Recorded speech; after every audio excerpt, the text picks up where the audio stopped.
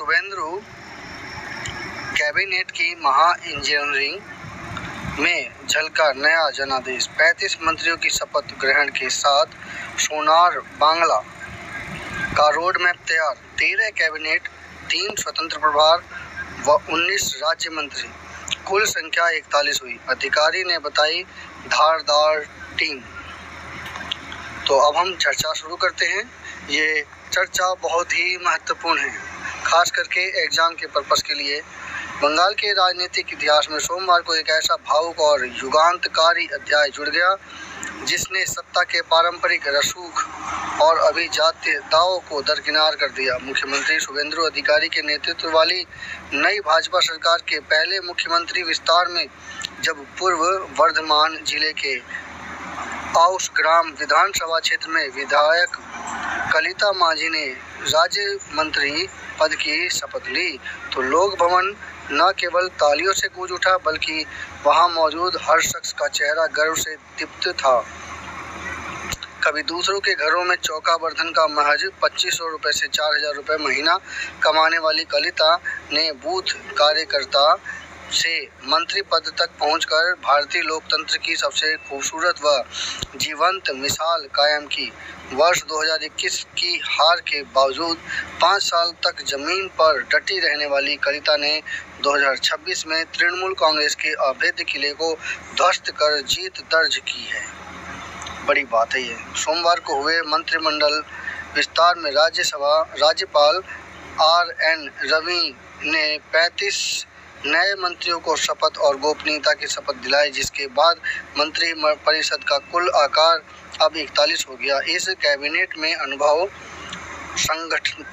सांगठनिक पैठ और युवा ऊर्जा का एक ऐसा अनूठा सम्मिश्रण तैयार किया गया है जो सीधे राज्य सचिवालय नवान्न से तृणमूल के 15 साल पुराने शासन के अवशेषों को साफ कर सुशासन की नई नींव रखेगा।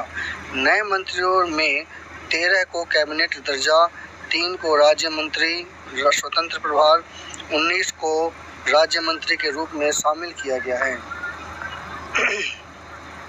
उत्तर से दक्षिण तक क्षेत्रीय व जातीय संतुलन को अचूक विरासत। इस मंत्रिमंडल विस्तार में बंगाल के भौगोलिक विविधता और क्षेत्रीय आकांक्षाओं का सम्मान किया गया है। भाजपा के सबसे मजबूत गढ़ उत्तर बंगाल को इस बार सरकार की खासी तवज्जो मिली है। देखिए, सच तो यही है कि भाजपा की कुछ एक स्पेशल चीज़ है, उसमें एक ये है। भाजपा की कई सारी स्पेशल चीज़ हैं जो कि औरों से अच्छा है, और एक खास स्पेशल चीज़ तो यही है कि भाजपा में जो भी लीडर हैं वो काफ़ी ज़्यादा टैलेंटेड हैं इन कंपैरिजन टू बाकी किसी अन्य पार्टी में।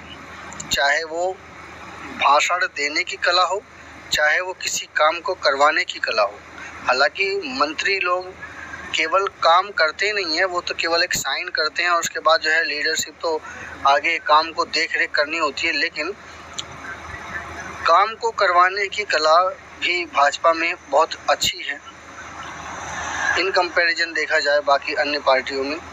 बाकी दलों में मुख्यमंत्री के रूप में अगर रहे तो केजरीवाल जी ने बहुत अच्छा काम किया है, इसके अलावा हैं भी, लेकिन इन कंपैरिजन भाजपा में अच्छे लीडर जिनके भाषण शैली अच्छी है, काम करने की शैली अच्छी है, और इसी वजह से भाजपा अब तक 15 साल तक टिक गई है। भाजपा की सबसे मजबूत गढ़ उत्तर बंगाल को इस बार सरकार में खासी तवज्जो मिली है। चाय बागान और राजवंशी बेल्ट से आने वाले 10 शहरों को शामिल कर विकास का नया कॉरिडोर बनाने की तैयारी है। वहीं जंगल महल और आदिवासी और कुडमी बहुल जिलों से जुझारू नेताओं को मंत्री परिषद में लाकर सुदूर वनांचलों को मुख्य धारा से जोड़ा गया है। दक्षिण बंगाल और कोलकाता से कदावर रणनीतिकारों को कैबिनेट रैंक देकर विपक्ष से हर हमले को कुंद करने का पूरा इंतजाम किया गया है। शुभेंदु सरकार की इस नई टीम का ताना बाना 2026 के ऐतिहासिक जनादेश को ध्यान में रखकर बुना गया है।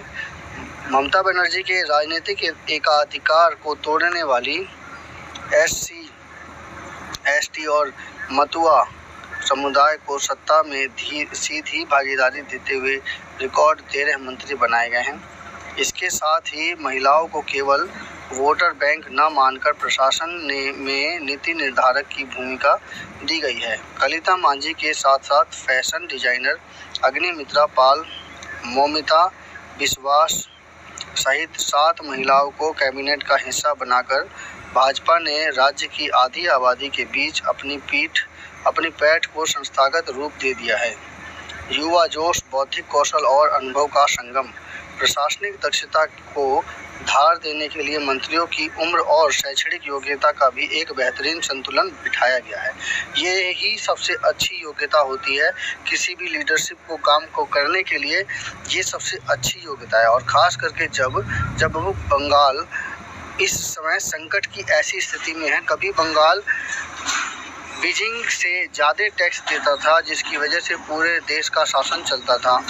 आज उस बंगाल की ये स्थिति है कि सब कुछ वही, वहाँ पर नदियाँ हैं, वहाँ पर खदान कोयला है वहीं पास ही, और वहाँ पे जनसंख्या अच्छी है, कोस्टल रीजन एरिया है। इसके बावजूद भी वो इतना डेवलप नहीं हो पा रहा है। जब तक अंग्रेज़ों ने जितना डेवलप किया उन कंपैरिजन टू अंग्रेज़ों के बाद से इन कंपैरिजन किया जाए तो बहुत कम डेवलप हुआ है। मतलब डेवलप हुआ है, मतलब इन कंपैरिजन वो उस तरह से विकसित नहीं हो पाया जो कि एक स्वतंत्र देश के बाद होना चाहिए।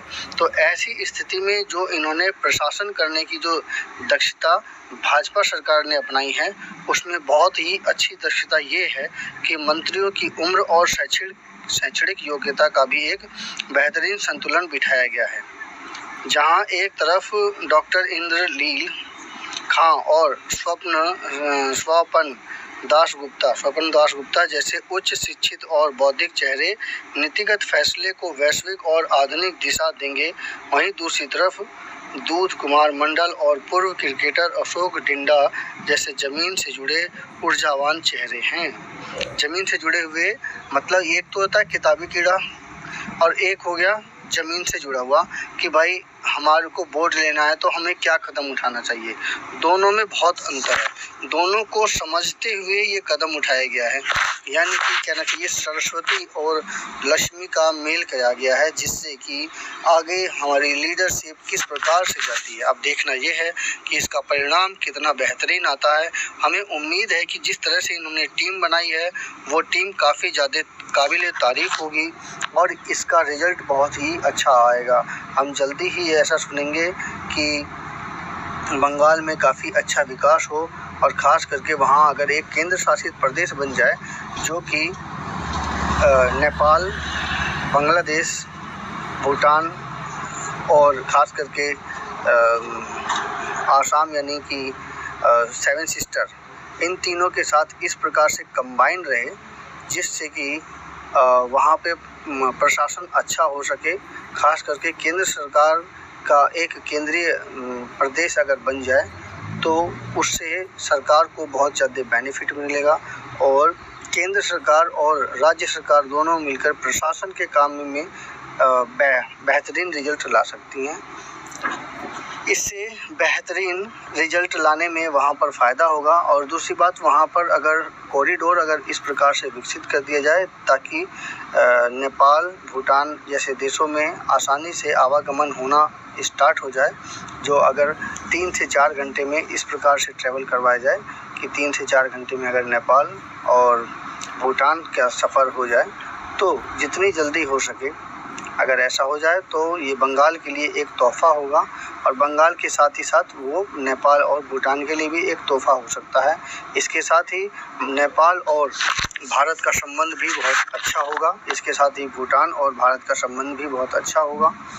अब देखना ये है कि ये इस नेतृत्व में जो माननीय मुख्यमंत्री हैं वो किस प्रकार से अपनी लीडरशिप को करते हैं। जिस प्रकार से इन्होंने लीडरशिप बताई है वो काफ़ी ज़्यादा काबिल तारीफ़ है और इस काबिल तारीफ़ को इस प्रकार से बयां कर सकते हैं कि जिस प्रकार से अकबर और बीरबल ने अपने मंत्रिमंडल को बनाया है, अकबर ने अपने मंत्रिमंडल को जिस प्रकार से बनाया उसी प्रकार से इन्होंने ही ये कदम उठाया है।